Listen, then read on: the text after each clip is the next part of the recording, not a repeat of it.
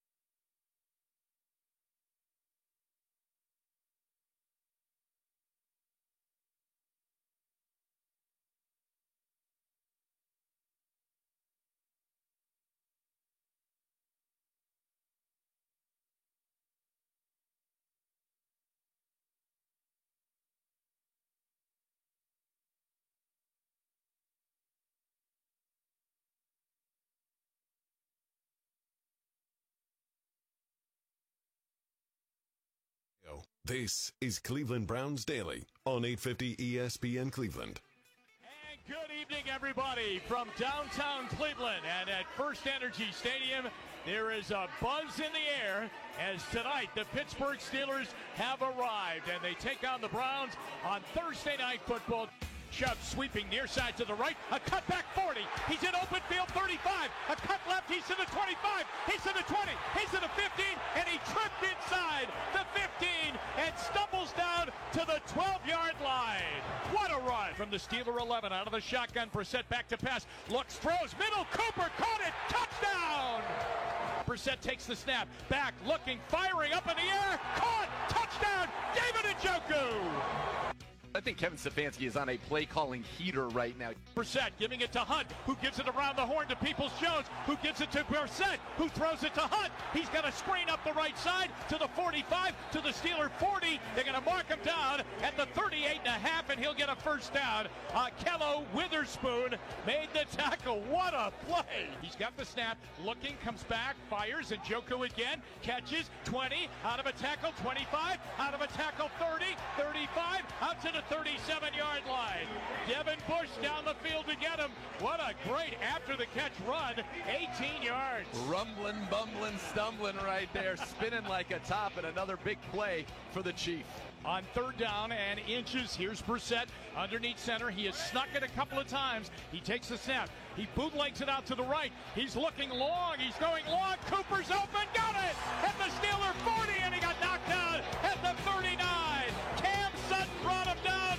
The Browns went for the bundle. Chubb will be the tailback. Froholt the fullback. They turn. They give it to Chubb. He vaults. He spins. He lands. Touchdown!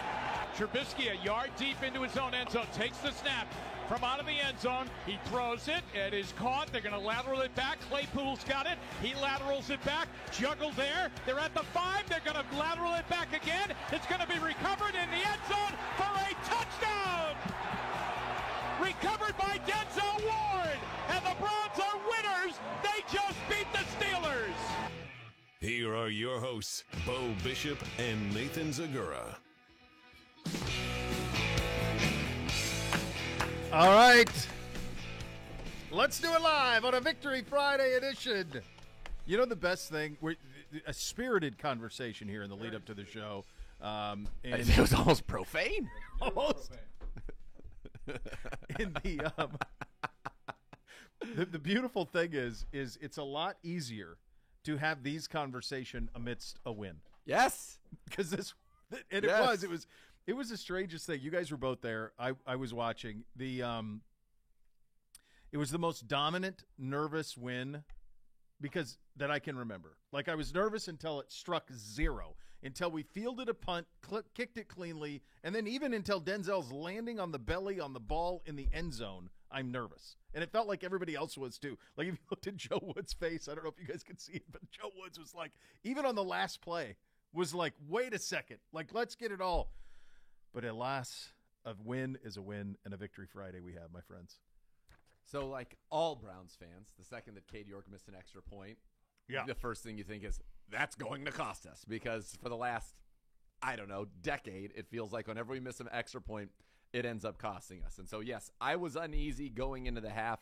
I'll tell you when I became relatively at ease. When we went 11 plays, 80 yards with 10 runs, and imposed our will and physically took it to the Steelers, it felt to me like at that point we had said, we are better, we are dominating you. Brissett's fired up after that sneak.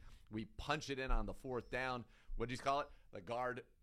Oh, man. The G lead. G lead. Yeah. G lead with a little yell to Froholt battering ram behind him. Dude, what a great and then play. A touchdown. Oh, my God. I love awesome. that play. That was fun. And that to me, that's when I actually started to feel comfortable. I really did. I said, we're gonna be all right. We're winning this game. And we did win the game, fortunately, which made me feel much better. Yell to Froholt and battering ram should always be used in a sentence. That's what I said to him in the locker room, because I had perfect. seen it. I knew that this was in the mix potentially, and we hadn't gotten an opportunity to see it in a game. And so when he came out, I started to get all excited. And then I saw him in the locker room. I was like, the battering ram. That's what I called him back there. And he was like, oh, I want to do more of that. I was going to say, we need a nickname for him. If he becomes a regular part of our goal line package, I feel like the battering ram is a great name. But if you could incorporate his name into it somehow, then it would be elite. The Froholt. We got the original nickname man over here, so we'll put him to work. On it. We'll work on it. We'll workshop that. I mean, it's got to have something from like Viking. I feel For like sure. battering rams. Vikings would have battering rams to take out their foes. Maybe there's pillage a and Viking plunder. word for battering ram. I'll do some investigation. Do some research on that. Z, get back to us. Huff, your impressions of a game. Look, I mean, we tried to articulate the importance of it, and I don't even know if we gave it justice. I mean, let's be real honest. Like, a loss, were immense. You can't put a big enough stakes on what happened. You had to have it. in every possible way if this season is going to be what we want it to be. In a strange way, the way that Jacoby Brissett and the offense played in week 2 almost felt like it added pressure to week 3, because I think everybody going into the season, we understood, all right, Jacoby's kind of the placeholder. You know, we're going to have to live with good defense and a running game and hopefully hang in there tight on some close games. But all of a sudden, Jacoby's playing like a franchise quarterback. This offense looks creative. It looks dynamic. Amari Cooper's getting involved. You see Jacoby starting to get in rhythm with his tight ends and his running backs. He's playing calm, turnover-free football. He's got patience in the pocket. He's taking plays when they're there. He's making good decisions and taking sacks when things aren't there. Like, he's doing everything and more than what you expected going in, asking this guy to step in for Deshaun Watson for 11 games. And I think what that did is now fans are like, dude, we can be a lot better than 500 when Deshaun comes back. Yes. Like, we can compete. Even some of those games we said, it's going to be really tough to compete with the Buccaneers a little bit later on in the schedule. It'll be tough to compete with Justin Herbert. Now I'm going, bring it on. Let's go. Bring it on. Let's go. Hey, look, you know, I just got a chance right before the show to talk with Coach and for Browns Countdown, which will be on Sunday on News 5. He just says Jacoby just sees it. He goes, he sees it. He understands what we're doing schematically. He knows how to operate within our scheme, and he sees it well. He processes quickly. I think his arm is better than I think any of us thought, even after watching him throw every single day. Got on Mari's hands quicker than he was. I called that. So when I was to date myself, and you would similar, I remember hearing about the Elway cross, which is when John Elway would throw a BB and it would hit the guy, and you know how the end of the football comes and makes a little cross, and it would put a bruise of the Elway cross on their chest, and Elway crossed them last night, which takes a cannon to do it. And we had heard, listen, Bernie the weatherman had told us you couldn't even throw the ball, and right through that wind, boy. I'll tell you what, he's been so impressive. He's so calm. I think he's a calming presence on this team. The layups are indeed layups. We'll talk about the scheme advantage that Kevin Stefanski created yesterday, which I thought was a masterclass, and I actually said that to him. 3 weeks in a row. No. 3 weeks in a row, the offense has been different and dynamic in their running game and strategic and hard to predict. Like, you're not able to just line up and say, it's first down, Chubb's in the game, they're going to hand it off to him. This is their concept because that's all they run. No, dude, they do everything in your playbook that you can imagine. Like, when you show up day one and your playbook's like this big with run concepts, in reality, you end up running about this many of them. For some reason, the Browns are running all of these, and they're good at all of them. The reason most teams don't run all this stuff is because it's really hard to get proficient at all of it without just having all sorts of negative runs and busts when you're going against different defenses and different fronts every week, especially on a short week. But the Browns were able to do that last night, consistently just chugging and churning out the yardage, which has just been, for an offensive lineman nerd, it's been such a joy to watch this offense and watching Jacoby just embrace everything that Kevin Stefanski's put in front of him. I think what you saw last night, and honestly what you've seen the last 2 times we've seen Jacoby Brissett play quarterback for the Cleveland Browns, is you saw why this team moved off of Baker Mayfield regardless of Deshaun Watson or not. Because what you get with Jacoby Brissett is what Kevin Stefanski wanted. Now, Deshaun will do that and then some. But what he wanted was hit the layups, hit the bunnies, make it hard for them to turn you over. This is 2 straight games where there's not a ball in harm's way, guys. No. There's not one ball in 2 games. And I don't recall if there was one. I know there's the pick at the end, but throw that out. You're pressing. You're trying to get Carolina, there was one that he tried to hit Harrison Bryant up the left sideline that was that's right. Maybe a little bit in danger, but that's it. It's 1 or 2 digits worth of bad throws in 100 attempts. Oh, yeah. And what most of it is a place where only your guy can catch it. This is what Stefanski wanted. This is what this offense demands based on the 2 running backs that we have, the incredible offensive line that we have. It's this precision, and he's executing it at a level that is so elite. And this is why, regardless of Watson, this is why you had to make a move at quarterback. Whether it was Watson or somebody else, this is what Kevin Stefanski coveted at quarterback. He's doing that, but he's also doing some things that get the guys in the locker room fired up and get the coaching staff fired up. There was a play. There was a free runner coming off of the right at him. He stood right in the pocket, and threw an out to Amari Cooper, which was an absolute strike with tight coverage, where that's a dangerous throw thrown to the sideline. You throw it too far inside, especially with pressure coming, you shrink back a little bit. That's a pick six to the house. It was so perfect and on the money, and that's when the Cooper was able to then scamper up the sidelines for another 15 yards. He's making big-time throws, but he is just operating within this offense. And for somebody like you who's played the game and is able to break it down, we'll talk about your run game breakdowns with me earlier, which was before the game, which was just like the coolest ever. But it's a vindication, because last year you were coming out and being like, this scheme works, folks. You're all out there. Oh, Stefanski needs to give up play calling. All of this nonsense. Do you remember us? Watch the All-22. Watch the tape. We would implore people. Eyes wide open. Watch the All-22. We would implore you. But you're seeing right now how good this offense can be when you just operate within its scope. And I think he's able to do that. He gives you such an advantage with the sneaking. He's got 6 first downs off quarterback sneaks already, but he has been phenomenal in this offense. Sometimes making comparisons is not always fair, but we're going to do it here anyways. What we had playing at quarterback last year versus this year, missed throws are not equal in my mind. When you miss a throw because your footwork was maybe a little bit off or you just missed it, a little bit of inaccuracy, maybe the timing, whatever, that's a lot easier to live with and to build a support system within the locker room for you as a quarterback with what your abilities are versus a missed throw because of a bad decision, because your eyes weren't in the right way. You couldn't see it. Jacoby's missed throws through the first 3 games were not decision-making missed throws. We saw a lot of decision-making missed throws last season, whether it was not having the confidence to throw it because you didn't trust your eyes or you didn't trust the coaching, or throwing it into terrible coverage or tight coverage where guys are not open, that you're forcing the football there where it shouldn't go. And when you're consistently making good decisions with the quarterback position, which is the hardest thing to learn as a quarterback. It's not arm strength. It's not accuracy. We see those guys in the draft every single year. Mm-hmm. The difference between guys that can't play quarterback in the NFL and guys that are Hall of Famers, Pro Bowlers, is the decision-making on where to throw and when to throw it. And you're seeing that, which builds belief and hope within that locker room, within that offense, that this guy can make it happen because he's seeing it the way the head coach is, so that guy can dial it up and you can execute it.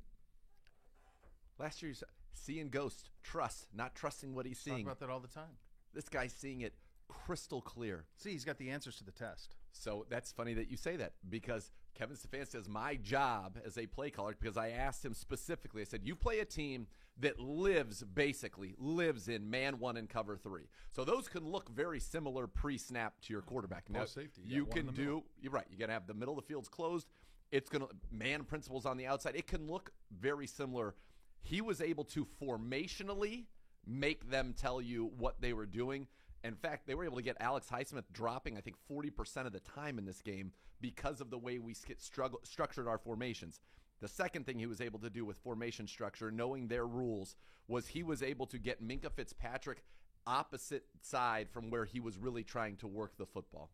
And then the third thing they were doing is when they were matching our 11 personnel in base, as they did many times, and even sometimes in our 12, that's when we would motion out of the backfield. Mm-hmm.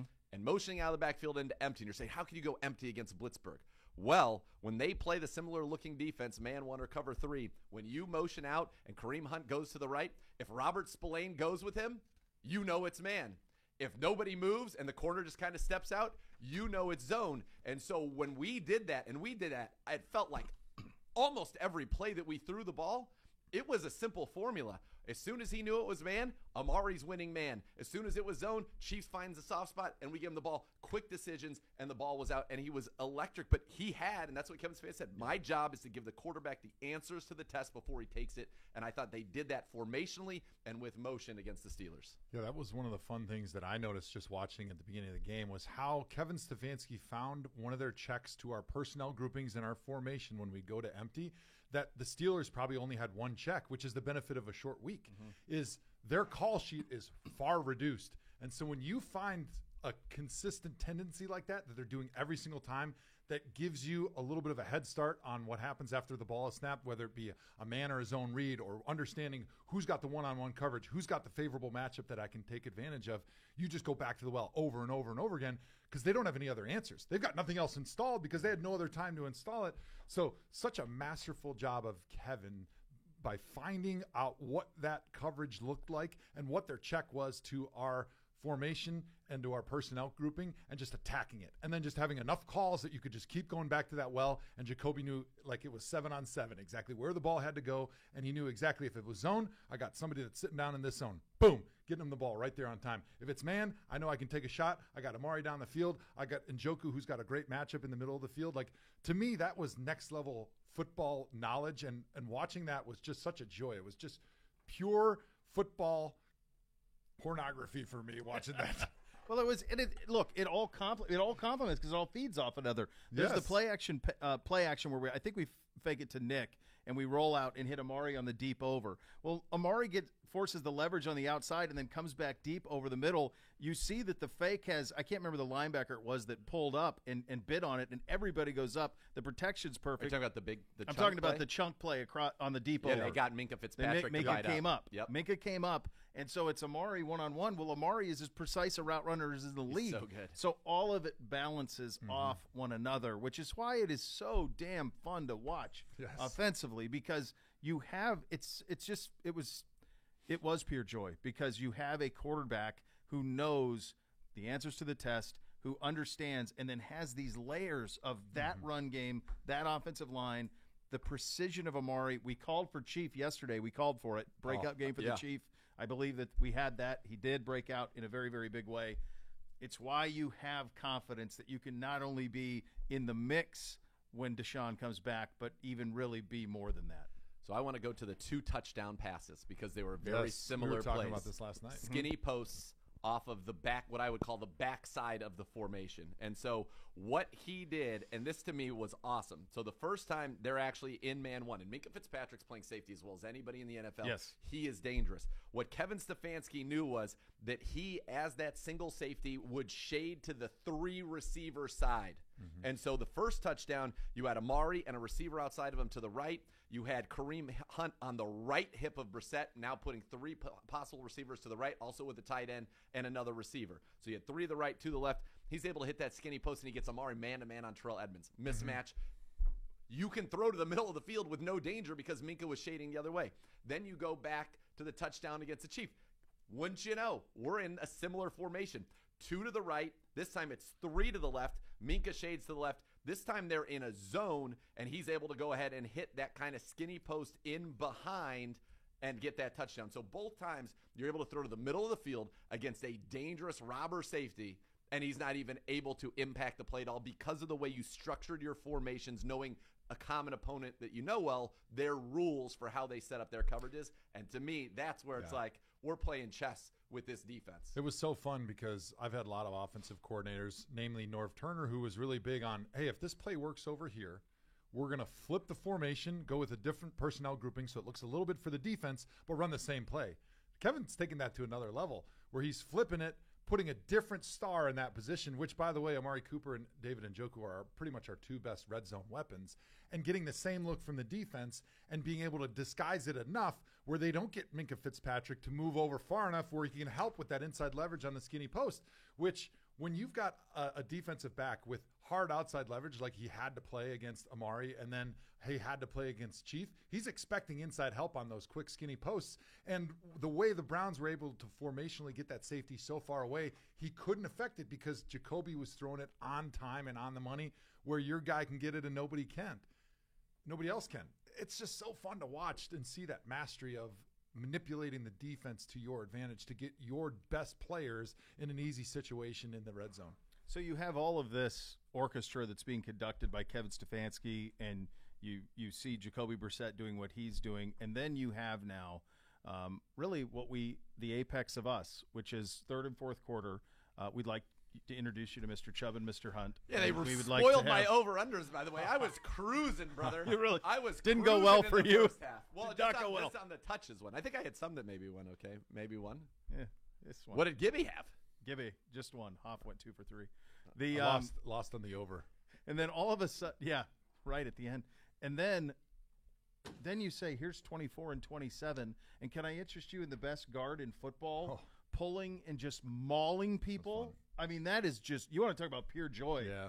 I can't imagine how much fun that is for Joel to come around that edge like that. Yeah. And then you've got a back who's built like Bo Jackson, who can kind of – I mean, my God, Nick He's Chubb insane. could do a jump cut, for God's sakes. I mean, usually little guys do that. Yes. How about the fact that the run down the right sideline where then he hops back inside, Minkey doesn't score, but he almost gets there? Crazy. It's the exact same run from 2020 Week 17 that he took 55 yards to the house, busts out to the right, hops inside of Minkah. He scored that time.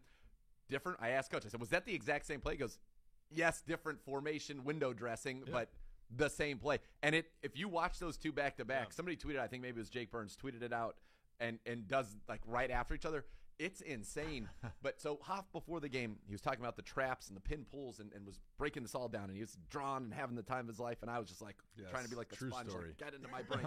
All of this. And Get into Gibby's my yelling brain. at us, you're on the air in he's 30 like, "You're on the-" seconds. We're like, no, in my 15 brain. seconds. In I'm my like, brain. no, this is more important.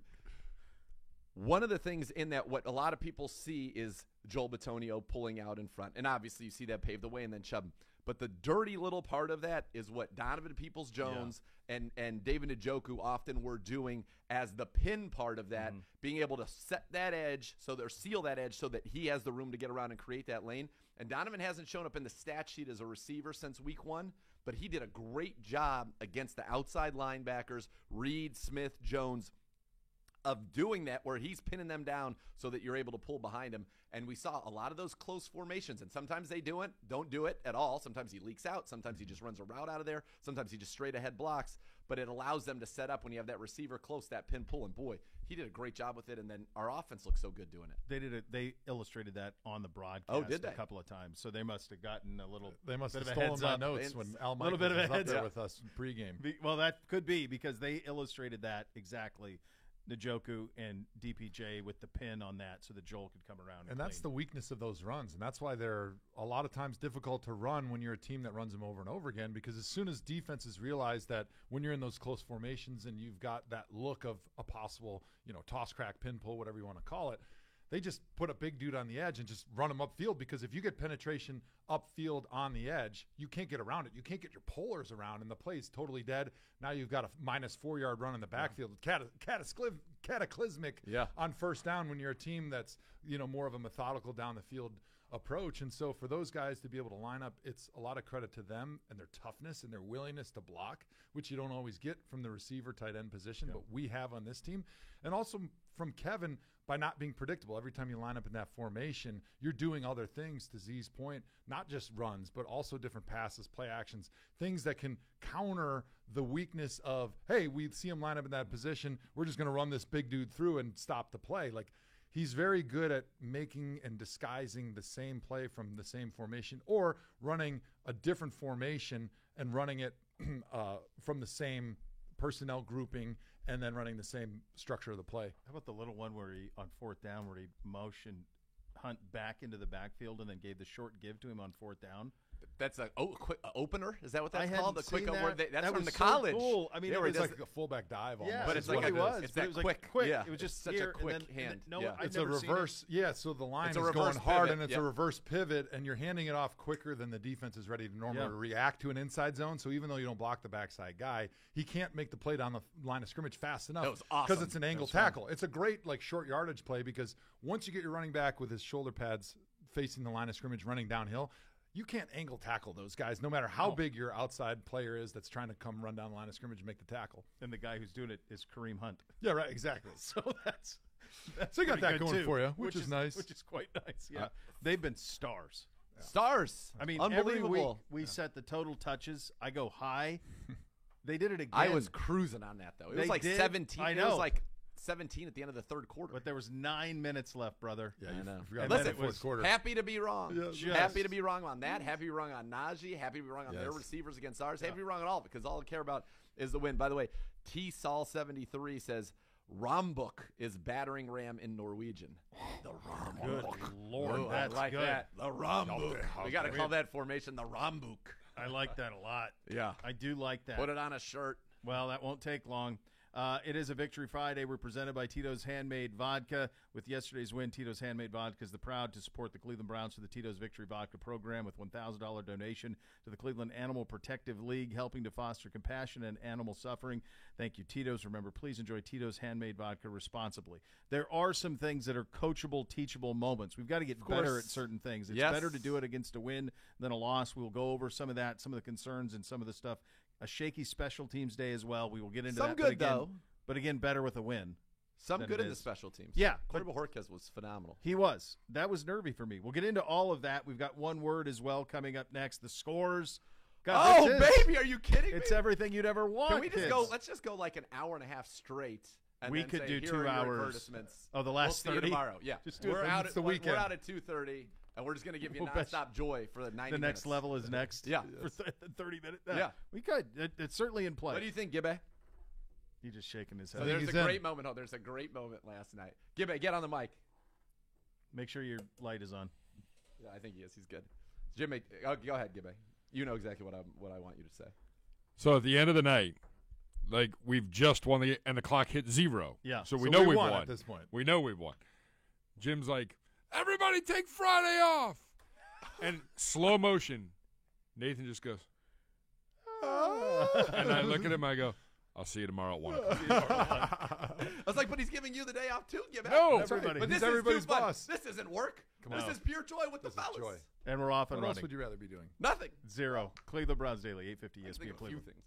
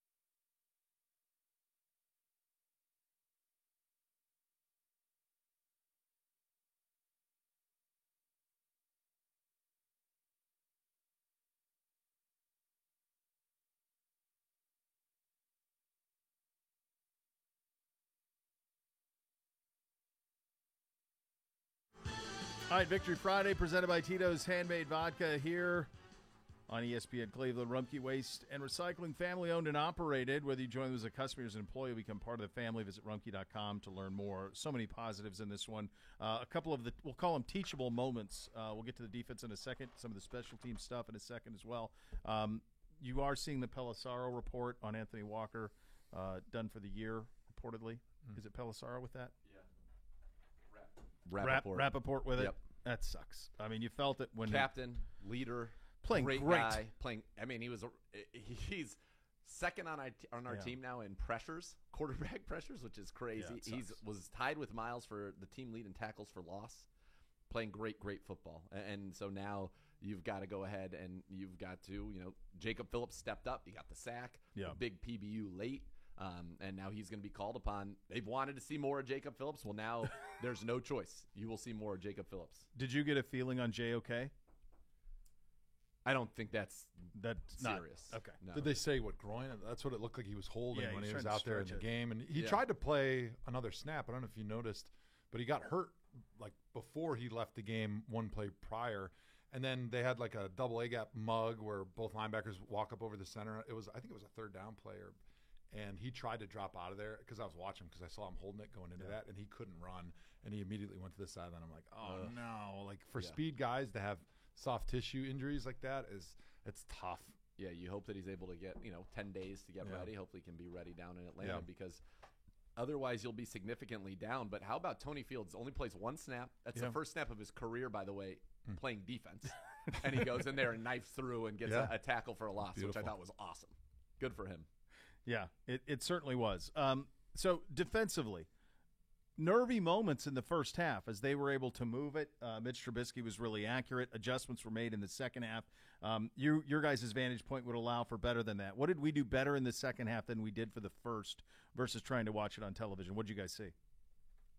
So it really came down to you got him in some third and manageable situations from a defensive perspective. You were able to get a little more exotic in your looks. You brought a few more pressures on him and really, you were able to just get off the field. You had the 3 straight 3-and-outs. Now, one of them, he made a heck of a throw to Deontay Johnson. Could he have caught it? Maybe. It goes kind of through his hands. Denzel was right with him, but I think it was more of just getting them into better spots because they had one drive where I don't know how many third downs they even had in the drive. It was just like I don't think they converted a third down in the first half. They only converted one in the game. Yeah, they were 0 for in the first half. To even be close from a scoreboard standpoint when you convert one third down is mind-boggling, but it shows you how good they were on first and second down with a lot of those sprint outs and those easy throws they were given to Mitch Trubisky. Yeah, they were 1 of 9 for the game. And that's the thing, so people are crushing on RD, and I realized that, the first half, it was almost too easy. They didn't have to have third downs. But when they did, we stopped them in the second half. We got them into third and longs, and we were not giving up, those inside runs where Warren looked very good. Najee Harris had, I think, 46 yards in the first half and finishes with, 56? Mm-hmm. Yeah. So we kind of just clamped it down. Obviously, you controlled the time of possession in that second half completely. You end up winning possession 36-23, 51, 36-09 to 23-51. I just thought they were in better spots and played better. I do think it is apparent to me, this is just, and I'm curious to get both of your thoughts on this, in the event that we get to a point where we're really making a run, like we get near the trade deadline, I do think this team either needs to, because I don't know this guy's on the streets, find maybe Robert Quinn with the Bears, for example. We need another pass rusher here. I think it was the Hoff would know more than me, but it's incredibly noticeable when Jadeveon Clowney's not there. Yeah, that's startling. Like when he went down last week, it was Sunday, Bubkiss. And then this week, it's just different. We're 1-3 now in games without Jadeveon Clowney with the Browns. We were 0-3 last year. We won last night, obviously. Myles Garrett has 1 sack in 4 games without Jadeveon Clowney. 1 sack in 4 games without Jadeveon Clowney. Watching Myles last night, I can honestly not remember a single time where he was not double-teamed in their pass protection. Tripled. I actually saw a triple team, which whenever I hear people say, oh, he's getting triple team, I'm like, well, then that's a mistake. There's no way you'd put 3 out of 11 dudes to try to block one guy. But it actually looked like they were trying to because they had a double team. I think it was both tight ends, double team Myles, and the tackle was there to pick him up if he got through there, which is just mind-boggling. And so people are like, oh, Myles didn't have a good game. It might be his neck or something. The guy had no chance. He literally had 0 opportunities to rush the passer versus less than 2 people. And that's just it's not possible to get home. Like, if you're an interior player, and this is why Aaron Donald has been so dominant, it's hard to double team from the inside. It's just really hard schematically. But when you're on the edge, you can always put a tight end or a running back or somebody in your face right at the line of scrimmage that hits you and slows you up. And in a game where a half a second makes a difference between a completed pass and a sack, like, they're buying him in a second before he can even get to where the tackle is. And so he's got no chance. To your point, when you don't have anybody taking any of the blocking in pass pro besides you, everyone else has one-on-ones the whole game, and it's not hurting them, like, that hurts your defense so much because then your best weapon, which is Miles, has no chance to make a difference in the game. The only time we were able to get him one-on-one is we did what Philly was doing. Remember when I talked to you where they threw 3 guys over there? Yeah, we started doing like the loaded shift. And he was able to get one-on-one and got around the edge. That's when he hit Trubisky, and Trubisky threw a heck of a ball, by the way, to Deontay Johnson, but it wasn't complete on a third down. But that was it. Yeah. And so I think we need more. We need somebody else who can get to the quarterback, whether that comes from the interior. Ndamukong Suh is one guy who's actually on the street that could potentially help you, but you need somebody else that can affect the game because Clowney's value is so obvious in his presence. It's even more obvious in his absence. Oh, my God. Well, I couldn't agree with you more. It's all there. There's nobody else to be feared other than Miles on the defensive front right now. And so when Jadeveon's out, it's incredibly noticeable. So that part of it. I was happy to see Denzel in the second half get that pass breakup because I thought the first half was a little bit rough. And remember, we played a lot more man yesterday. You think about, he didn't have a lot of practice in camp. He was on the bike a lot. I mean, most of training camp he was. Deontay's nasty. And he's nasty. And I just think that he's getting into it. But I was good to see him in the third quarter with that big pass breakup when you had to have it. You needed it there. I think it's almost like he's a little tentative. I agree. I think he just didn't play enough in camp is my theory. I mean, it's my working theory on it anyway. Well, you got to put your finger on something because you know he has the ability and the talent, and really that's the only thing that would be obvious other than like maybe some nagging injury that he's dealing with that he doesn't feel like he can cut at full speed, which we haven't heard anything like that. We're not speculating, but you're just wondering, like, he's an all-pro corner, but he's not playing like it consistently. And why is that? Well, maybe because he's still a little bit unsure of himself after missing a lot of training camp. Yeah, that's my best guess. And I thought Greg played well, but Greg missed a lot of training camp as well. Yeah. And Greg looks like Greg, and MJ continues to be very impressive. I mean, the one pass he gave up was an all-time catch. I mean, that's an absurd catch, and he almost got a pick. If it wasn't for just a half of a foot out of bounds, he was right there. All right, one other thing that, again, picking the scabs amongst winning is more fun. Special teams. We had a 12-man. Nope, can't have it. Can't have it. We had Jerome Ford return a kick that was kicked 7 yards deep. That was unbelievable. Can't have it. And he even kind of went like this, which is, I'm not returning it. It felt like everybody thought he wasn't returning it. He spilled milk in his lap. He was ready to let the ball sail into the end zone, and it was coming at him, and he just had a brain fart and grabbed it. Covered with milk. He really was just dripping. It got milk, lots of milk. It's on my lap. Like those old ads. Yeah. That's right. Cade York missed extra point 2 in a row. I never saw him miss in camp. And he pressed them both. Did you guys say blocked punt? And there was the block. That kind of got glossed over because it didn't hurt us all that much, but that could have been catastrophic. Yeah. In the first half, we weren't playing all that well around the defensive side of the football, and that could have really been a problem. I thought the onside kick got way too close. I know Pickens is offside, but we got to sort that out because that's 2 weeks in a row where it got way too close. Or just not put ourselves in onside kick situations. Let's win that would be too dominantly. But these are recovered at a 4% rate in the league. Yeah, and we had one recovered last week, and if Pickens isn't a step offside, he's right there. Yeah, and 4 out of 100 then becomes, 16 out of 10,000 would be the chances there. Not great. So, not great. Yeah, we can't have that happen. Now, fortunately, it wasn't recovered. Great for us. We've got to clean up. You can't have the blocked punt. I thought Bojorquez did a great job getting the ball and getting it out quickly, and his directional punting. Yeah, I feel like, do you know that we've played it 3 weeks in a row, a guy who's been a first-team All-Pro returner? Andre Roberts the first week. Barrios was the 21 first-team All-Pro, and then Olszewski last night was the 2020 first-team All-Pro kick returner. So it's only getting easier from here. And by the way, we haven't been hurt in the return game at all. No. So those things. No, but those things cost you. That's what I said on the broadcast last night. The 12-man, oh, my God. It's the details. It's the little details. You can't have that happen. And I said it's more egregious under the circumstances late in the game when you have 3 timeouts that you don't need. Mm-hmm. You don't need those timeouts. Use them. You can't take them with you. Mm-hmm. So we weren't trying to stop the clock anyway. No. The clock was our friend. I thought that was those are that things right after the Anthony Walker injury? Because it looked like they were trying to sub somebody onto that there unit. were multiple 12-men. I'm talking about the one on the field goal block. Yeah, that's what I'm saying. Because what happens on field goal block is a lot of times you leave your defense out there. Mm-hmm. And when you have an injury on defense, you're trying to get a communication to make sure that his replacement understands you're now on field goal also. And if that doesn't get communicated – okay. On so 4th and 5. We did it on 4th and 5. That could have been 4th and 4. Yes. And all of a sudden they have a first down. First down. Right. Exactly right. Yeah, I didn't see what happened there. But inexcusable. Like, everybody knows the situation on the sideline. If you're on the field goal team, get out on the field. If you're not, stay off. And when in doubt, like from a special teams coordinator standpoint, we would always say, like, just stay out there. If you played third down and there was 11 defenders on the field, just stay there. We don't want to mess anything up trying to substitute and get in that situation where somebody – didn't hear that they're not on the field goal unit, or they are now, and then you got too many guys or not enough. I wonder if in the late one, if Anthony Walker's the guy who does you always see that. He counts. You like always have one guy counting. Job, and then he's not there, and all of a sudden we've got 12.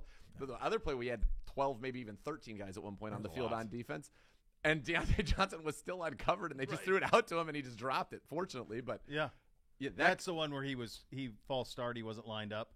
They weren't set. They weren't set, and we had too many on. 100 people on. Yeah. So look, all of these things in a microscope, in a loss, it makes you want to throw yourself through a window. In a win, teachable moments, and you move it along, and you get it fixed. You got 10 days to sort out these hiccups. I never would have had York missing 2 extra points. Me neither. But no chance. Much smaller hiccups than blown coverages, and we didn't see any None. of that in this game, which was very important. And by the way, on the drive where they got the field goal late, sometimes you tip your cap. The throw and the catch by Freiermuth in the middle of the field with Jacob Phillips literally in his front pocket, Delpit hitting him from behind was incredible. And then the very next play, he throws into a tight window and Delpit hits him again. But then we were able to stop them and force that field goal. Yeah. No, it was. It's a sweet spot to be at 2-1, 10 days off, and headed to Atlanta to close out this first 4. That's a nice spot to be. It was at 3-1, and that's on the table. And the one that you didn't want to lose, the worst 3-1 would have been a loss to the Steelers in the division. So anywhere else, obviously, it'd rather be an NFC team, but it happened to the Jets. It's fine. Go take care of business in Atlanta, and you're right where you needed to be to set yourself up for what is going to be a tough stretch. But I don't know how you could watch this football team operate offensively, knowing that our defense has the potential to get better, and we've seen it play better, where you, to your point, we can hang with anybody. We're moving the ball on everybody. Yes. Yeah, certainly so. All right, we'll play one word on a Victory Friday edition of Cleveland Browns Daily presented by Tito's Handmade Vodka. You listen to CBD on 850 ESPN Cleveland.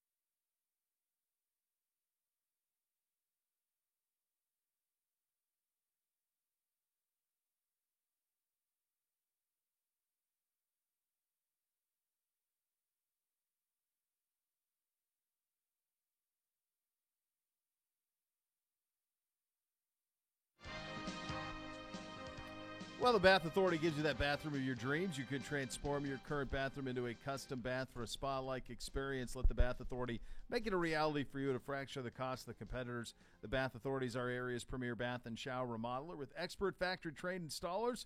Give them a call now. You get $500 off your next custom bath or shower remodel. The number is 216-220-8399. Go to thebathauthority.com. It's where affordability meets quality. The largest selection of bath projects are all made in the United States. Change your bathroom from outdated to outstanding. Acrylic tubs that insulate and keep the heat in. Tub to shower conversions as well. If you need it, they got it. Superior products. Expert installers at the Bath Authority. All right, gentlemen, time for one word on a Victory Friday edition presented by Tito's Handmade Vodka. The Browns secondary, we'll start with you, Dr. Z. Yep. Get me a light. Better. Yeah. Not a finished product, but better. Improved communication. Yeah. You saw that they really took it to heart, that it was important to make sure everybody was on the same page. You saw a lot of guys looking to the safety, making sure that when they made motions and we were checking our defense, that they were all on the same page because they weren't going to let what happened last week happen again. And I liked that we played more man, by the way. Yeah. I think we got the dudes to do it. Yeah. Let's we do do it. Yeah. They did a good job with this type of stuff. They must have been talking, must have been listening to the program here because they did that on the pin. They illustrated that on the broadcast. And they also illustrated the job Anthony Walker Jr. before the injury was doing of making sure and looking at each guy and pointing this, like, and then getting it back to him. Yes, I heard you. I mean, like, two-way street. That's how rudimentary it was, and that's what was required. And you don't get a bust, so that's a win. I'll go to you on this one, Hoff. Jacoby Brissett. I'm going to say patient. Like, just watching him in the pocket, it's so fun to see him going through his progressions with the receivers and then understanding where the defense is and making sure that he's safe, but also he's still moving the ball and taking the chances when they're there for him. Conductor. Just conducting this offense, and it's beautiful. The maestro. That's right. I like it. Yeah. He's a pro. Boy, and he's I'll tell you what, if you had this through three games, this type of quarterback play, you'd say, "Yep, 3-0." Yes. I mean, that he's the way he's playing, it justifies all of it to me, regardless of Watson. Amari Cooper, Dr. Z. Scintillating. His route running to watch is scintillating. His ability to separate is scintillating. He's got tremendous hands as well. And yes, that one went through his arms on that fourth down. Tough angle. Jacoby kind of jumped through it straight down. He almost came up with it, but I thought he is scintillating watch. And I'd say maybe the word I should have used is uncoverable. He's uncoverable in a one-on-one man-to-man situation. I think I read that this was his first back-to-back 100-yard receiving games since 2016. And it was the Browns' first since Josh Gordon led the NFL in receiving in 2013. Been a minute. So the performance that we're getting from him is very exciting. You can see the camaraderie that him and Amari are putting forth on the field, the way that they're on the same page. And I think we got everything and more with this guy when we traded for him. I saw somebody say this about Nick. Yeah, right, 5th-round pick. I saw this about Nick Chubb. I think Ryan Clark put it on Twitter. It made me laugh. He said, Nick Chubb looks like someone that the NFL has a poster of as this is what the uniform should look like. Like there's nothing unnecessary. There's not a visor. There's not an armband. There's not a towel. It's exactly what the uniform should look like, and Amari's the same way. All business. There's not a wristband. There's not a towel. There's not a visor. It's no just foolishness. This is what's required to play, and that's what I look like, and away we go. The Chief, David Njoku, this one to you, Hoff. Reaching potential. You know, we've talked about David and how athletic he is and how he's got all the tools, and he's been slowly improving and putting things together. And watching him with a career high with 9 catches for 89 yards and a touchdown last night made me very happy. One of the guys that I played with, one of the last guys in this locker room that I played with in 2017, and seeing his progress, not only as a pass catcher, but in the run game and how important he's been to sealing the edge and allowing us to run this dynamic rushing scheme has been really fun. I will say quickly, Bob Wiley used to say potential is a French word for you ain't done yet. And I always thought that was kind of funny when he would say that. And when somebody says you have potential, it was always the ultimate slap in the face because it meant that you hadn't yet reached what you could be. But we're seeing the Chief reach what he can be right now, and it's been really fun. He also said push-ups and sit-ups. 2 world wars. That's right. 2 world wars. Push-ups, sit-ups, jumping jacks. Such a great line. 2 world wars. That guy's an incredible He's human. incredible, What a car collection, jet collection, the whole deal. I'll say for David Njoku, necessary. I think it is necessary that he is involved in this pass game. He's our second best weapon. I think that was fully on display, last night. I want to see him continue to be involved. You go back to last year in the there were 4 games in which he had 5 or more targets, and I think he had 16 catches, 289 yards, and 2 touchdowns. And so you go, okay, well, let's extrapolate that real quickly. Okay, about 70 yards a game, 4 catches a game roughly, and he's able to be and half a touchdown. Well, he was obviously over the 5 target mark here for the first time this season, and he turns in a performance like this. He's a guy that it feels like the more work he gets, the better, and I think he is necessary to what we do in this game. And what we started to do was force Minkah to decide Chief is to the right, Amari's to the left, and whichever way he leaned, the ball went the other way. So I thought it was great, very necessary. I love that word, and I love that tight end screen we run with him. Oh, it's great. That's so much fun. The Pickens catch, credit where it's due, Z. In the words of my late, great Croatian Uncle Steve, unbelievable. It really was. It was ridiculous. It's probably SB worthy. The best catch I've seen live. I can't think of a better catch that I've ever seen, period, except for the OBJ catch, because that was a touchdown, and maybe a little bit more behind him, and he kind of did it over the top of the receiver. MJ was just in perfect position. Mitch just threw it up towards the sideline, and all of a sudden, I don't even think he realized he caught it when he threw his hand behind his head and was able to just snag it. Because you can't. I don't know about you guys, but I can't see behind me over my head. It's not natural to turn back. And he caught it with the tip of the ball into his big mitt and was able to then also tuck it. Yeah, that's right. Because he couldn't brace. No. So he had to tuck as he fell on it. Is it getting – so I obviously have not watched any – It didn't get the attention on the broadcast. I think later they realized, but in the moment I don't even think Alan Kirk realized how ridiculous they didn't see it was. or something. Like sometimes when you're in that booth, being that I did the preseason, they did later. Like you don't always get the replay right away, and so if you're watching something else, you may have missed that moment to like highlight, oh my gosh, this is the best catch I've ever seen in my life. Yeah. They ran at some point because we had they pulled up the OBJ film. As it went along, they brought up the OBJ film later and compared the two. And when they ran them next to each other, I think the Pickens one is even tougher. But that made OBJ a household name, catch. I mean, they told the story about how that was, and Al asked him about it in the lead up to the Super Bowl, and Al shared the story that Odell said, look, it was a blessing and a curse. It made me more famous than I've ever been, but then it also made it seem like that was the standard, was to make catches like that. So he said, which is a 1 in a billion. Right, exactly. Last one, we'll go to the Hoff. Coach Stefanski. Masterful. Just watching him diagnose the defense and come up with plays that were setting up other plays that were happening later in the game. It was just fun to watch. And that's what I felt when I was watching the Jets game. Outside of the ending, the game plans that Kevin is putting together is just really fun because you see the why and everything that he does. There's never a play where he calls it, I'm just going, why did you do that? That makes no sense. I don't agree with that. Yeah. Even when they're not successful, you're understanding that the players have been put in a really good position and that he's maximizing the talent that we have in this offense. Bobby Fischer. Oh, jeez. Good job out of you. If you don't know that, Google it, kids. The kids might not. Got a movie. The kids might not. Not so much the late stuff, right? More like young Bobby. Young prodigy. Late Bobby gets off the rails. Did he get off the rails later in life?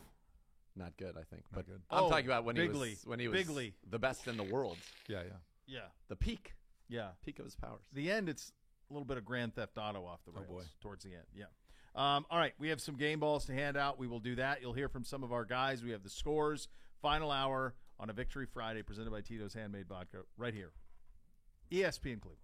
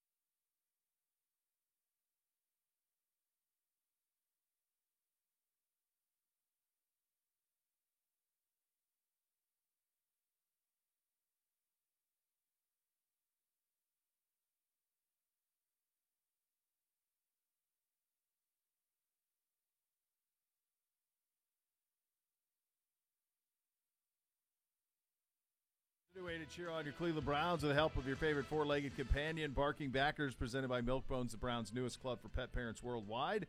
Sign up today at barkingbackers.com. Barking Backers, the fan club for dogs. It is a Victory Friday. God, that sounds good. Presented by Tito's Handmade Vodka, Mirlibo, the Great Z, the Hoff.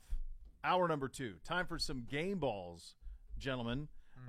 Let's start one player on offense, and we will start with the Hoff from the victory last night over the Steelers.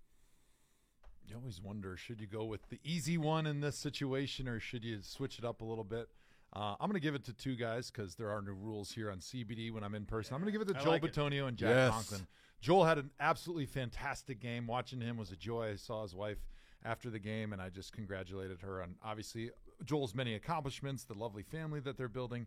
But it was so fun watching Joel on the goal line because we always said in that G-lead play where he's pulling around and him and the fullback, what's the nickname we're calling him? Hold on. All right, look it up. We're going to have to practice. Froholt. And Joel. You could just call him that. Rambuk. When they meet hips in the hole and they create a snowplow effect going into the end zone, our coach always said to the guard, if you score, we score. Joel scored, and we scored, and it was so much fun watching that. In addition, seeing Jack Conklin out there moving extremely well, playing great football after that horrific injury that he suffered, and hearing the story from the guys in the weight room and on the practice field about how hard he's worked getting his body back and ready to go out and play and have a performance like he did yesterday. I feel like he absolutely deserves to split that game ball with Joel. It's funny you said that. I was actually going to say Jack Conklin. Had you gone to something stolen. More, yeah, stolen right there. Because you thought I would go with the obvious ones potentially. But no, you did. You did not, which was incredible. There's by a you. lot that One quick thing on Joel. Andrew Whitworth was on the broadcast yesterday in the pregame, and he said flatly that's the best guard in football. He is. And I heard that. We talk about that a lot here. But I do feel, Hoff, that that's finally being said around the league. I heard somebody middle of the week on an NFL Live. I'm blanking on who it was, but they highlighted Bitonio and Teller. They said it's the best combo in the league at guard, but they highlighted Joel. It feels like finally he's getting this. I mean, how many All-Pros do you have to get before you get it? It's coming now. Yeah, the challenge for a guard is usually you're getting recognition when your team wins, and you have great success running the football, and you have some highlight blocks like Wyatt has had, like Zach Martin has had, where you're pulling around and you're just murdering somebody, and the camera's zoomed in and they see you, and you get a lot of credit for the pancake block, when really the measure of how you stack up against your peers is like how are you grading out week to week. And Joel's grading out at the top of the NFL every single week, but that takes a lot longer to get the recognition it deserves versus making a great catch or making a huge block in front of 13 million people that are watching at home. So happy for Joel that he's finally getting the respect that he deserves, because he's been doing this at this level for a while now. Yeah. People have always talked about how solid he was. I think last year when he was forced to play left tackle and then was like a top 3 graded tackle in the league for 2 weeks. He's so talented. I think people were like, have we been sleeping a little bit on just right. how good Joel Bitonio is? And the answer was yes. And so sleep no longer. By the way, I love that. If you score, we score. It's one of my favorite quotes from the movie American Pie. You don't score until you score. And then the second guy, till you score. Yeah, the second coach is my favorite. That guy, I really enjoyed that guy. Reminds me of a great moment I had in high school basketball. We had Coach Grizz and Coach Billings, and Coach Billingsley was like the number 2, like the toady. And Coach Grizz had played in college. Was like he was the coach of record, and we were playing O'Dowd, which for us was like Steelers week for the Browns. He's like, it's O'Dowd week, and he throws his binder, and we're all like kind of laughing because it was very out of character for him, but he's trying to get us fired up. And then Coach Billingsley picks up the binder and then throws it himself and is like, I'm mad too. We're like, I don't know what to do with my binder's dead. All right, okay. Anyway, on to the game balls. I'm going to do a duo as well. Coop and the Chief, the 2 C's, dynamic in the passing game. Together they accounted for 16 of the 21 catches, 190 of the 220 yards, and both touchdowns. They caught, by the way, 16 of their 21 targets. I thought they were the difference in the passing game. I mean, I can't believe we've named 4 people, and none of them are Jacoby Brissett or Nick Chubb. That's for your duo. You get to have the usually best duo. I don't get the. You get them back. Usually I've got to bob and weave and find guys down the roster. You could give it to 100 people, but I thought Jacoby Brissett was flawless. It is a joy to watch him play the position and not be nervy about where the ball is going to go, not be on the edge of your seat, not go, oh, God, please, no, none of that. It's none of it. His misses are good misses, and he doesn't have many misses. And then Nick Chubb, I wondered about this in camp. I remember we were doing the show outside at camp, and you just wondered if this was going to be a 1,700-yard, 1,800-yard Nick Chubb season. It might be. This might be it. Does it might anybody be the know what he's on pace for tonight? I know he leads the NFL in rushing. 540 or something like that? Nick Chubb is currently, good Lord. After 3 games, he is at 341. Oh, that's combined. But he's averaging 20 carries a game, which would be the first time in his career that he would eclipse that mark. He's averaging 5.5 yards a carry, which is exactly on his career mark, which is just astounding. I mean, he's the first player ever to have 8 touchdowns and 5.5 yards a carry for his first 4 seasons in the ever as a running back. So where's he at? He's at 341. So hold on, real quick. So we got 341 divided by 3 times 17. He's averaging 113 yards a game. It would be 1932 at his current pace, and he would have 20 touchdowns as well. By the way, that's offensive player of the year stuff for sure. Over 20 touchdowns. I'm still mad at Freddie for not giving him the ball in that final game when he could have led the NFL in rushing because he deserved it. And that's what you got to do to your players. I'm sorry. Oh God, he was the most deserving of all people, and you don't give him the football. He is everything that you want a Cleveland Brown to be. Do you guys remember when he didn't That should have been a foreshadowing for what was to come, yes, by the way. No doubt. Do you remember what happened, though, that week? No, don't care. Oh, maybe I do. Hold on. I have to pull this up real fast. You gave me that look like you're going to want to hear this. Well, it's just an incredible. That was 2019. Second year. Yeah, it was 2019. Yeah. 2019 in the final week. And you talk about giving somebody the football and giving them the opportunity. Well, that's what the Titans did. It was the Titans, I want to say, against Houston. I remember this. Derrick Henry has 32 carries for 211 yards. Averaging 6.6 yards a carry, and that's how he ended up jumping. He rushed for 211 yards. So it was a big flip in that last week, right? Because they just gave him the ball. They were like, 211 yards, which is, I mean, okay. All right, one player on defense, Hoff. Who do you have? Jacob Phillips. He had a sack. He led the team in tackles. I thought that he was a big part of them being able to fix some of the early issues, stopping the run. They tightened up in the second half. To your point, Najee Harris only had 10 yards rushing when it felt like at the beginning of the game they were just getting tons of chunk plays, and I think that was what was leading to converting first downs on second down and never getting a chance to put them in third down situations, which is huge advantage defense because Mitch Trubisky's not at his best when he has to play from in the pocket on third down, but when he's able to sprint right, sprint left, and get some of their creative passing play action type stuff on first and second down, like he can be an efficient quarterback. But and he was. Once they were able to stop that run and kind of stop some of the bleeding, which in large part because of Jacob Phillips, they were able to correct all those other issues that were snowballing because of the run game. I'm going to give a special one to Anthony Walker Jr. Because he has been so great this year, had the multiple tackles for loss in that one, and he will not unfortunately be eligible to receive this award again in this season, which makes me really, really sad. I'm going to actually give one to John Johnson. I thought John Johnson was phenomenal in coverage. He was where he was supposed to be. He took a veteran role, making sure, and along with AWalk, everybody was lined up, had a couple of PBUs, and was just, I thought, all around the ball where he needed to be, and I thought played a very, very good game. I think MJ Emerson has a chance to be a dude. Yes. He is a dude. Oh, I love watching him, man. The joy that he plays with is awesome. Oh, my God. The near interception. He will competes. fight you. Everything matters to him. Like, everything's a fist fight, man. Like, he's just in the fire. And that he was great on the Pickens catch, which was absurd. He almost made one of the most ridiculous interceptions you'll ever see in the end zone. He's a half of a cleat from pulling it off. Yes. I just like him. I can't believe that dude. Third-round pick? Third-round pick is a guy that nobody would throw at in the SEC, which says everything you need to know. But on that pick, his body control, once he had the ball and he did this, he launched himself, somersaulted back into the field of play to try to make sure he got the 2 feet down. Yes. he ended up like 3 yards inside the line. I mean, that was an explosive, athletic move that he made once he procured the football, and he tipped in the air, caught it. He's a stud, and I think there's something too, and this I'm curious for both of you.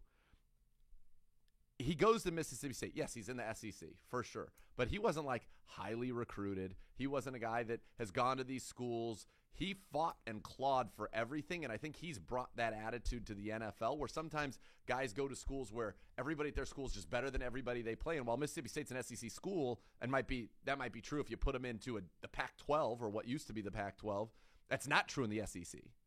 And so I think he's played against elite talent his whole life, and he's had to fight for recognition. He still goes as a third-round pick. This guy's 6'2". He can run. He can cover all these receivers. His tape in college was actually very good. And now, like, if you had said the Browns drafted M.J. Emerson 10th overall in this year's draft, we're like, okay, let's see what we got in this rookie. Through 3 games, you'd be like, dude, we hit a home run. We got him in the 3rd round. Mm-hmm. This is my theory sometimes with some of these players when they play on teams that maybe don't have a lot of success.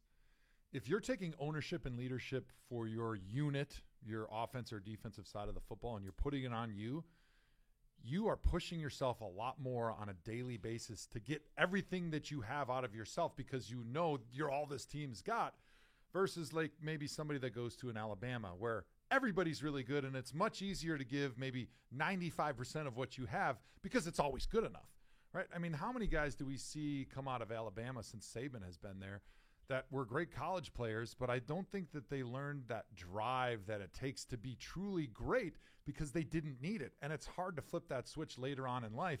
Whereas you got a guy like Emerson who played at Mississippi State, didn't have as much success, had to play against the best competition. It's like when you're a kid and if you're a good, basketball player, you're 8 or 9 and your parents have you play a year or 2 up because you're playing with that competition and it's bringing the best out of you for a long period of time. And that's how you develop greatness over the long term.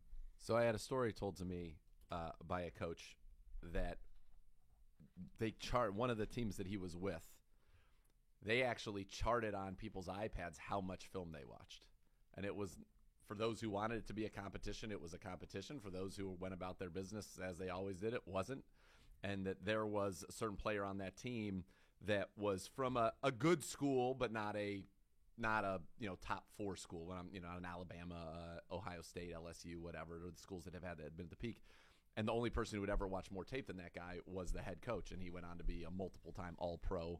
And then they found that the guys who were national champions in college and on those schools, they did not watch as much as the guys who were from maybe lesser programs that were fighting their way in the league, which is an interesting thing because it's human nature. If you're in a situation where you're just better all the time, like, it doesn't require as much work to win.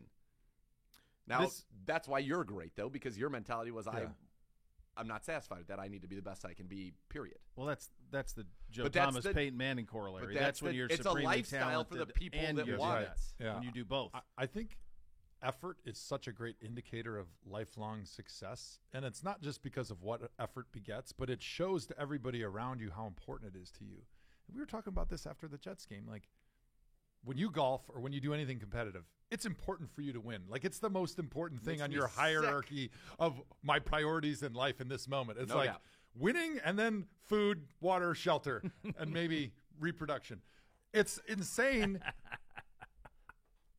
when you have that competitive desire and you bring it out on the field and your teammates see that in you and it brings their level of play up, right? That's why the number one thing with leadership and being a great captain is your performance and the effort that you give day in and day out. Because those guys around you see how important it is to you, and then they don't want to let you down. Here's my theory on how M.J. Emerson gets Mississippi State. So he played at Pine Forest in Pensacola, which is a really good school in a talent-rich area. The panhandle of Florida in South Alabama, South Georgia is absolutely talent-rich. So my theory on how you end up at Mississippi State with this talent is he is rated as a safety coming out of high school. And so my guess is, and now let's take it one step further, and who did he say recruited him at Mississippi State? Terrell Buckley. Oh. Now, what would those guys do? And this is how Florida State and Miami were built. They would take guys who were really fast that were normally safeties and play them at linebackers. They would take guys who are really tall at safety and play them at corner. So my guess is Terrell Buckley looked at this kid and said, this is a safety, but I think he's got the wheels and the maneuverability to play corner. And if I get my hands on him, I'm going to recruit him as a corner to Mississippi State.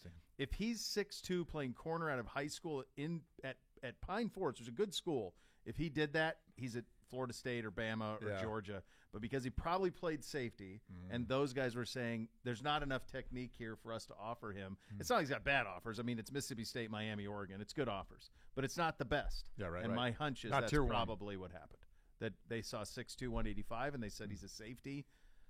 I don't know if he's got the hips to play corner.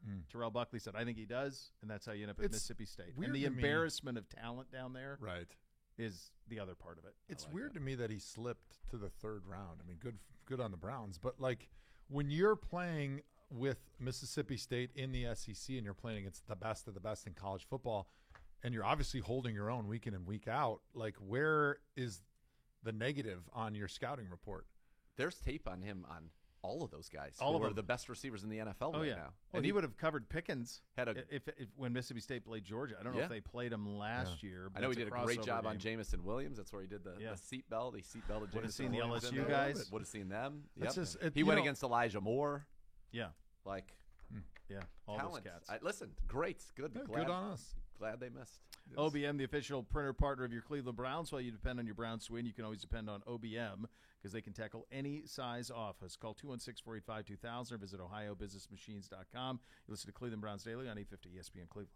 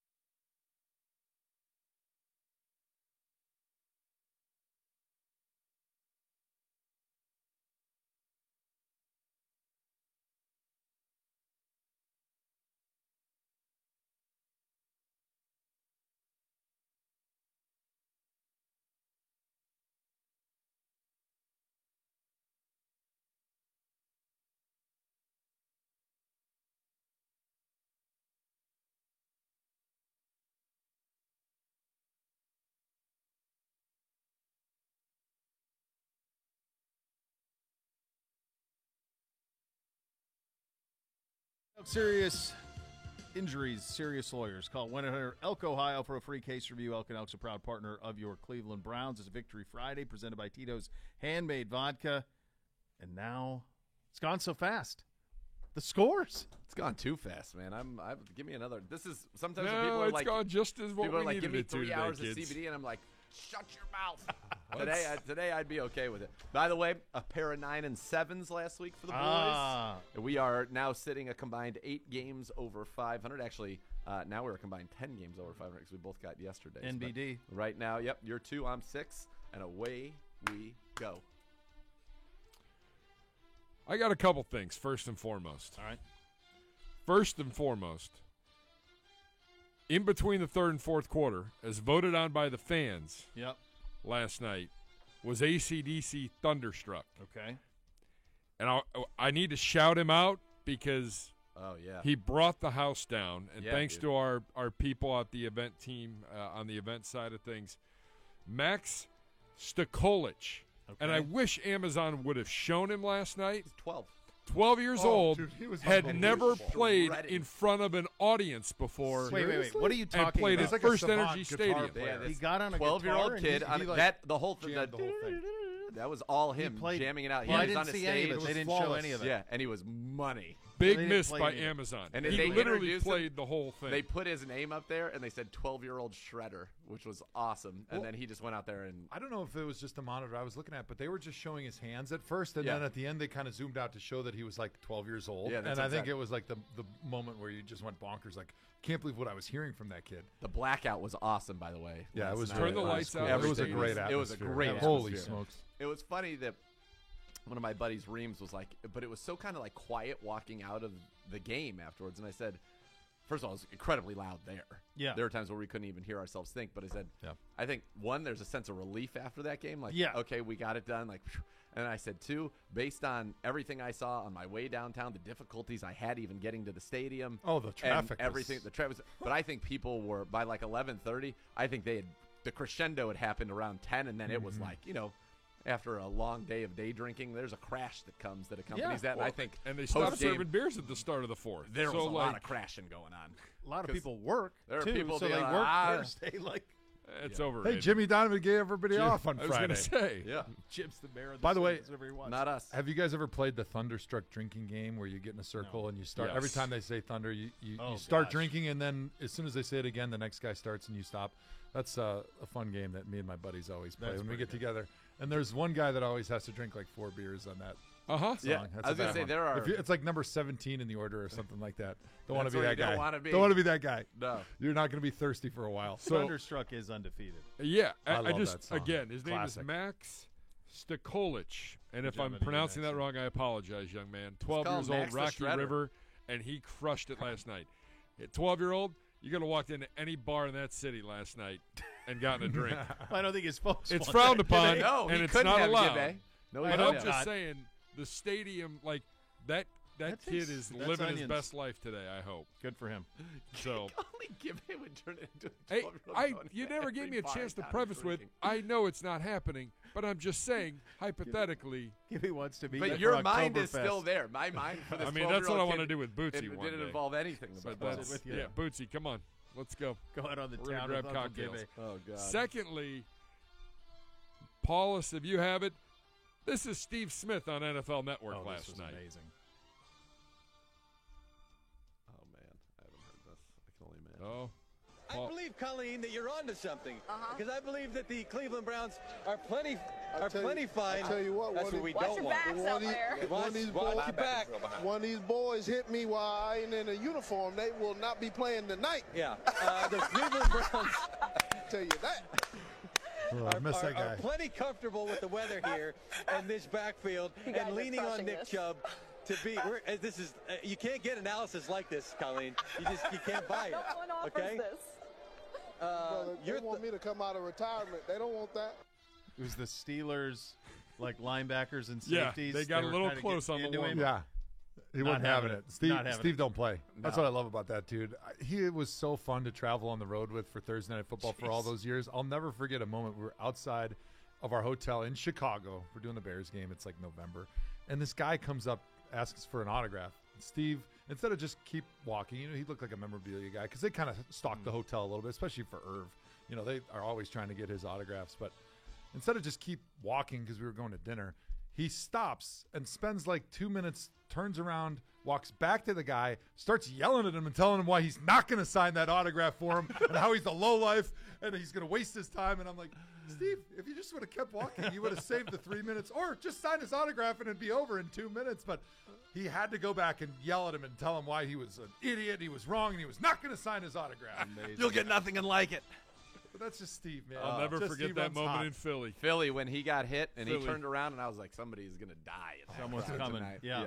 I was a little worried at that moment. I'm like, we're about to throw down with a lot of people in Philly, and I like our chances about 5 or 6 of them, but if it's the whole city, we're in trouble. Hold on. They weren't coming after you after you did this in Irv's face. Yeah, they like that one. But I think Irv's neck would have been hurting after that one. Can you imagine the Eagles fans getting him in a kerfuffle at his age now? He was coming off a hamstring injury there against the week before. He was smashing pumpkins in Arizona. Like we had all like the playoff teams, and you had to eliminate one, and he tried to smash a pumpkin, and he tore his hamstring swinging the sledgehammer. I was like, Irv, you are too damn old to be doing this, man. Is that when you sent me the video? You sent me a video where he's like lying on the ground with his like legs up on a chair in meetings. Yes, he was icing his hamstrings in meetings. Well, you guys are missed. I'll tell you that. You are so missed. You're missed bigly on the Thursday night. Yeah, that was pregame. All right, let's get into the scores, kids. Week number 3 in the National Football League. Baltimore, 1-1, looking to go to 2-1.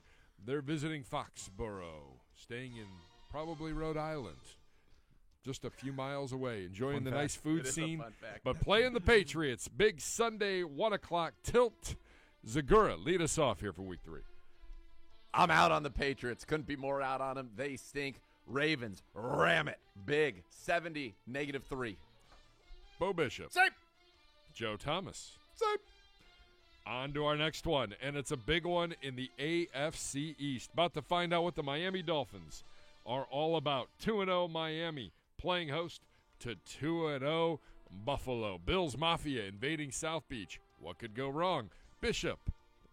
This one's gone down. 1.5. Oh, baby.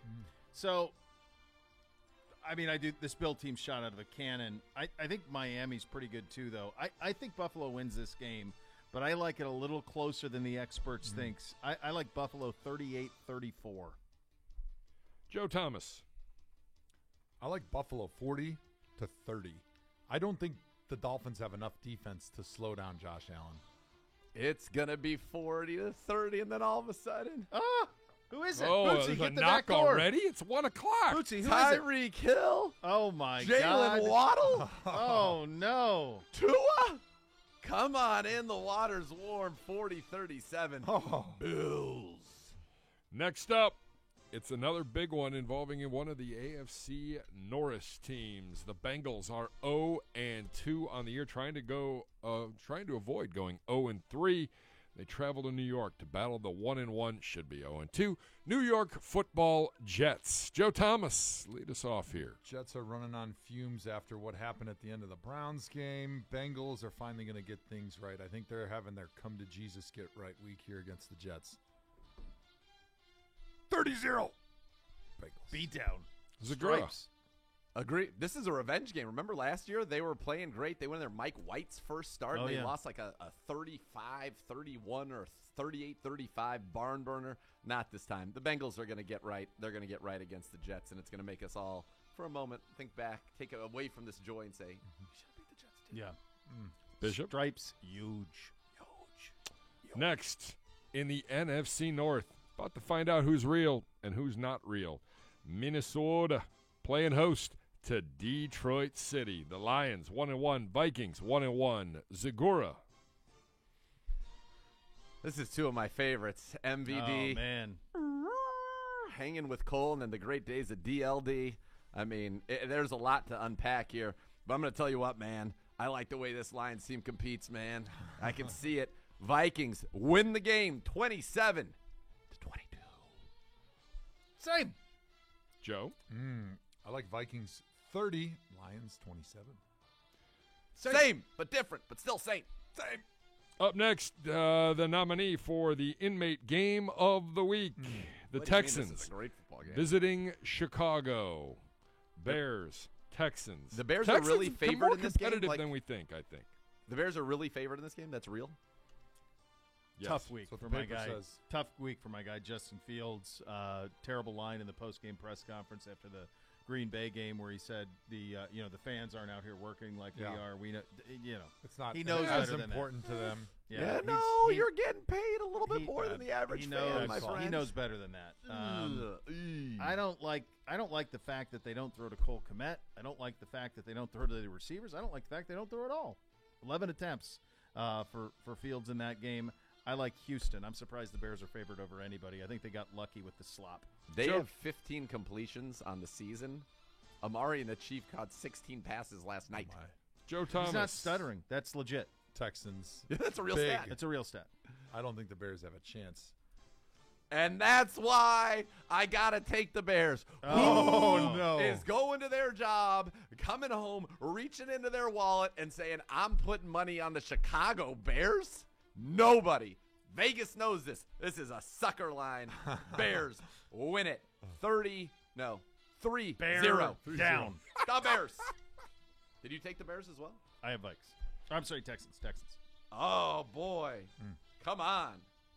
All right, up next, Kansas. It's a contrarian pick. I mean, it makes no sense. Wait till this one. Kansas City visiting the Indianapolis Colts. Colts 0-1-1. Matty Ice maybe needs to be on ice.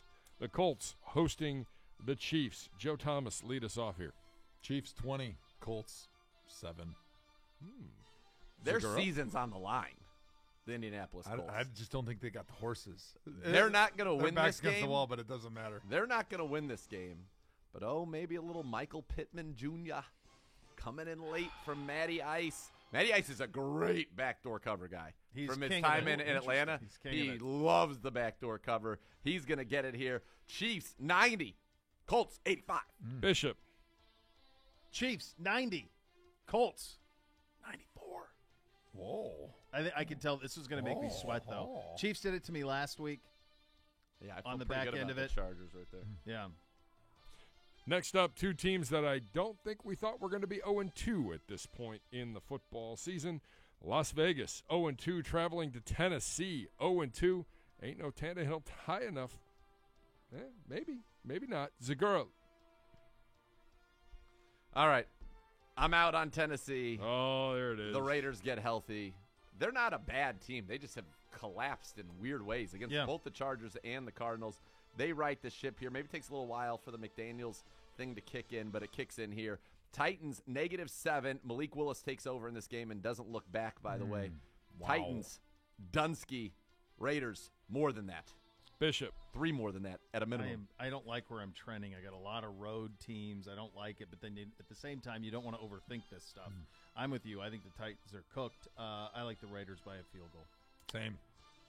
All right. That's simple. To the NFC South we go here. New Orleans, 1-1 on the year, visiting our ex-quarterback and the Carolina Panthers. Saints, Panthers. Bishop, lead us off here. Saints defense is really good. Yes. Their receivers are really good. Also. The running back is really good. Uh-huh. The Panthers might be the worst team in football. Why is this only 2.5? Something about this situation Jameis really is the befuddles quarterback. the Rock. And he's hurt. I know it. It just doesn't seem Send right. Tannehill to New Orleans. They make a playoff run. Malik Willis takes over and he makes the Titans fun to watch. Send Tannehill to New Orleans. I can't. The answer. I know. I don't It like is the answer. I don't It's like not how the I'm answer. trending here at all. Tannehill's done. What do you hold on a second? Saints 5, Panthers 2. Hold on a second. You two knuckleheads, give me reasonable football analysis that tells you why the Saints wouldn't be better with Ryan Tannehill. Number one, I'm winning over-unders for not being reasonable. So I'm not going to give you anything All right, what about reasonable him? whatsoever. He's shaking his head going like I think that's an Tannehill's insane washed idea. up and done. There's a hot take for you today. All right, so Bishop gave a score. I had 5-2. Saints 5. Joe, what do you got? I got Saints 10-6. It's going to be just an ugly battle, but the Panthers, to your point, bad offense, bad defense. All right, educated one. What do you got, private school guy? Same. You guys had an opportunity, a forum right there to express some thoughts of any type of coherent thought. You just said same without giving Madison, any additional information. Well done. Well thought out. Next, we're running out of time, Gibby. You got bar 6 for games. Up next, Eagles, Commanders. Lots of suck, lots of good. Eagles visiting Washington. Joe Thomas, lead us off. 6.5 is a pretty large spread. I'm not fully out on the Commanders, just the same way I'm not fully in on the Eagles. I like the Eagles in the NFC, and I think they're good, but I'm not willing to put them up there with like the Bills. And I think that's what would deserve of a 6.5-point line over the Commanders. So I got the Eagles. They're going to win, but only by 4. Zagura. I'm all in on the Eagles, baby. Fly, Eagles, fly. I think they are a complete football team. In fact, I'd go so far as say they're the most complete football team in the NFC, and the Commanders have Carson Wentz. Thus, that's true. That's Eagles, 1,700. Washington, 1,694. Oh, Bishop. God, terrible. Look at that. In a battle between Hurts versus Wentz and the symbol of America, an eagle, and a commies, give me the Eagles, baby. Fly, Eagles, fly. Eagles win by 10. So many favorites on your slate. Time to, I don't like it. I know. Time to go a little quick here because we were chatty. Jacksonville visiting Los Angeles to battle the Chargers. Jacksonville 1-1, Chargers 1-1. Zagura. Chargers haven't been able to put anybody away yet, and now this is a game where I certainly think that they could do that, but I'll tell you what, I think that this Jags team is a little frisky. Are they frisky enough? Jags 21, Chargers Today, 29. Junior. Bishop. Chargers 10 days to get healthy. Jaguars flying across the country. Bolt up. Chargers big. Joe Thomas. I'm saying Chargers win 21-17. I feel like the Chargers are a collection of good players, but the Jaguars are a team, and so they're going to play better than the talent suggests. I thought Texans Bears might be the inmate game of the week. This one might have. This one might be the winner instead. Falcons gutless traveling to Seattle to battle the Seahawks. Bishop. Falcons aren't They're gutless. not gutless at all. I'm surprised this is only one. I'm actually surprised that the Seahawks are favored at all. It's just it's a long flight. I'll go Seahawks. Joe Thomas. Same. It's a long flight. Zagura.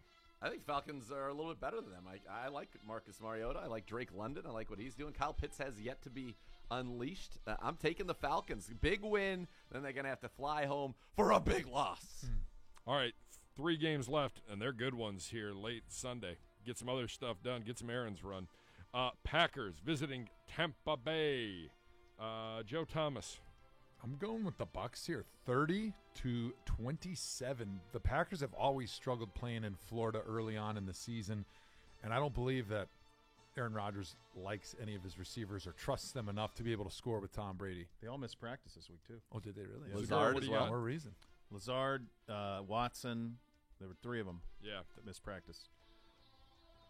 I don't think it's going to be a high-scoring game, but I do think the Bucs will win 17-14. I don't like the juice in Tampa. I don't like it at all. Give me Rodgers and the Packers going down there and winning. Rapid fire. Rams, Cardinals. Zagura. Rams 27, Cards 24. Bishop. Same. Joe? Ram it. Beautiful. Sunday night foosball. 49ers, Broncos. Bishop. Nate! Spumoni, watch me drink my coffee, Russ. Yell run pass all you want. I'm having a nice mocha. Dad, can I have an Italian soda? No, go to hell. Watch me drink it. Watch me drink my coffee. You learn your lessons. You get a job, and then you can drink whatever you want. I don't like that weirdo. Niners, big. Jimmy G, handsome. Normal, good. Same. Russ, weird, bad.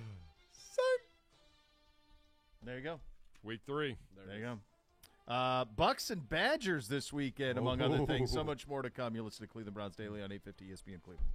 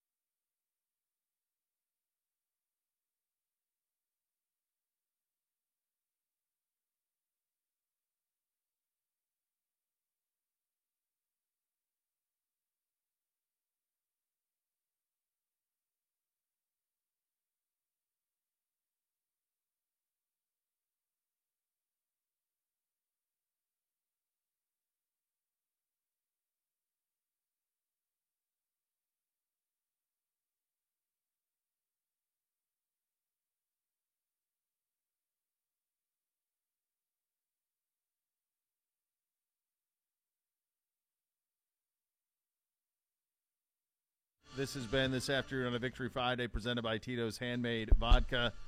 Buckeyes by 19 over Bucky in the shoe on Saturday night. That's an outrageous spread, I feel like. Why can't you guys get a non-fraudster at quarterback, huh? They recruited this kid. He was a four-year recruit. This was like the best recruit they'd had at quarterback since forever. But I will say the Badgers always play the Buckeyes tough in the shoe. Like the only time I played there, we beat them. I mean, let's be honest. Shocking. Wonderful pause after that. That was great. Just a pause. Let it breathe. 1 minute. Let that one go. Jimmy Leonard, their defensive coordinator, their best bet is going to be get a couple turnovers, play them a little bit tight on defense, run the ball, shorten the game, keep it close. It's the Notre Dame plan. That's what Notre Dame tried to do to the Buckeyes, and it worked. They didn't cover. They were in the game. Right. I mean, that's a lot of points. The thing that Notre Dame didn't do is they didn't force the turnover. Stroud has none. He's 11 touchdowns, 0 picks. Jim Leonard, one of our best punt returners ever. Punt catcher. Yeah. He was a punt catcher. He never dropped it. You never were worried. If there was ever a moment you needed to catch a punt, you put Jimmy out there. He did that for even us back the in entire college. Season, Bo. That's amazing. He was our punt catcher. Yep. Enjoy your victory weekend, kids. Yeah. Let's go. We're back on Monday. Next level coming up next. Cleveland Browns Daily, 850 ESPN Cleveland.